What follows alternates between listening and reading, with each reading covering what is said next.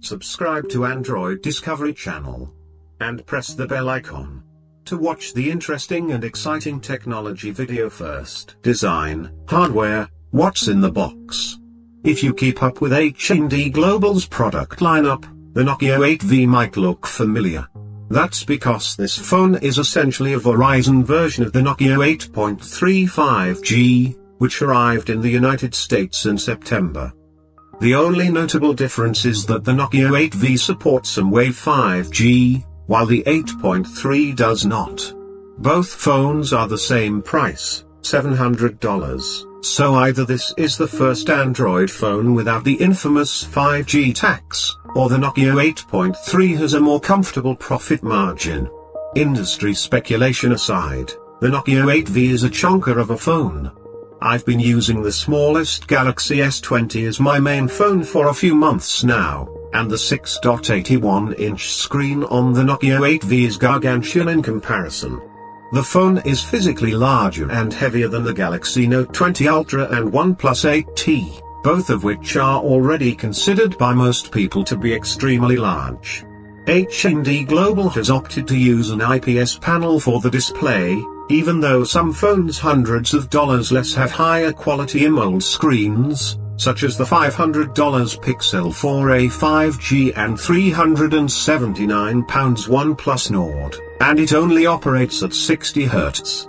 There's also a substantial chin below the screen, but at least H&D has stopped stamping the Nokia logo. The back casing of the Nokia 8V is made of glossy plastic, which looks pretty, especially when it bends light, but easily attracts fingerprints and smudges. The coating is also extremely slippery, and because the sides of the phone use the same material, picking up the phone can sometimes feel like grabbing a bar of soap in a shower. The 230 grams mass only makes the problem worse. I would have much preferred matte plastic, like the Galaxy S20 FE and some of Nokia's lower-end phones. On a more positive note, I'm glad to see the Nokia 8V still has a headphone jack. The bottom of the phone also has a USB Type-C port and the primary speaker. The speaker is capable of playing audio at a reasonably high volume, but it still sounds tinny, like just about every other smartphone speaker. The left side of the phone is home to the Google Assistant button, which has become a staple on Nokia phones over the past year. It's advertised as customizable, but the only option is a switch to turn it off. I ended up doing just that, because I kept accidentally pressing it, again, because the phone is slippery. The right side is the volume buttons and the power button, which doubles as the fingerprint reader. I rarely had issues with the Nokia 8V detecting my finger, but it can be difficult to feel where the sensor is. The SIM, microSD card slot is also on the right side. Unfortunately, the internal hardware of the Nokia 8V is disappointing. It's using a Snapdragon 765G chipset, the same found in the Pixel 5 and LG Velvet, paired with 6GB RAM and 64GB internal storage. The Pixel 5 costs the same as the Nokia 8V, but has more RAM and twice the storage capacity. Even the $350 Pixel 4a has 128GB of storage, so I'm not sure why H&D couldn't do better here. There's also no wireless charging and no IP rating. In the box, you get the phone, a USB Type-A to C cable, and a 15 watts USB Type-A wall charger. The phone does not appear to charge beyond 15 watts, even when using C-to-C cables and different wall adapters. Software, performance, battery life.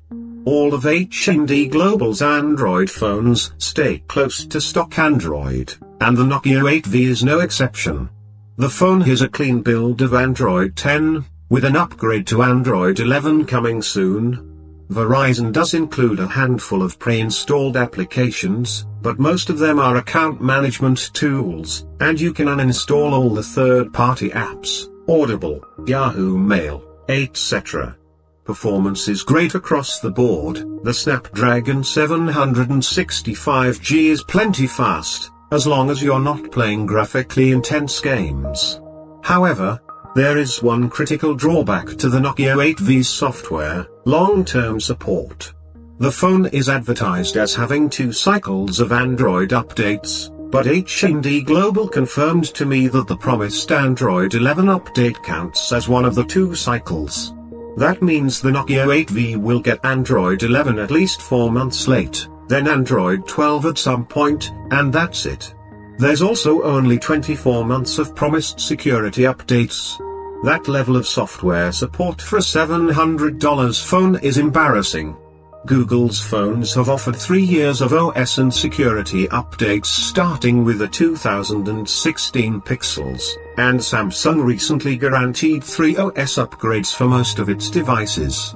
There's no excuse for H&D to not offer at least 3 years of security patches. Battery life is a high point for the Nokia 8V, at least. In my typical usage of responding to texts, occasional web browsing, and watching YouTube and Hulu, I usually end it each day with around 50 to 60% battery remaining. That's about what I would expect for a Snapdragon 765G phone with a large 4,500 mAh battery, but still nothing to shrug at. Camera. The Nokia 8V technically has 4 rear cameras, but only 3 of them produce images on their own. The last one is a 2MP depth sensor only used to enhance photos from the other lenses. The 3 cameras of note are the 64MP primary, the 12MP ultra-wide, and the 2MP macro. The main and ultra-wide cameras can sometimes produce good photos, but colors sometimes appear washed out. Fine detail is also occasionally lost. This is especially noticeable in the below photos of trees. By comparison, the 2MP macro on the Nokia 8V is completely useless. The entire point of a macro lens is to capture fine detail with a shorter focal length. But 2MP is far too low for any of that detail to come through. Every photo I took with it looks like it came out of a point-and-shoot camera from a decade ago. So friends, expected if you like this video. Then friends, subscribe to our channel and like and share the video. I need your love and support. I will continue to bring you such exciting technology videos every day. Thank you.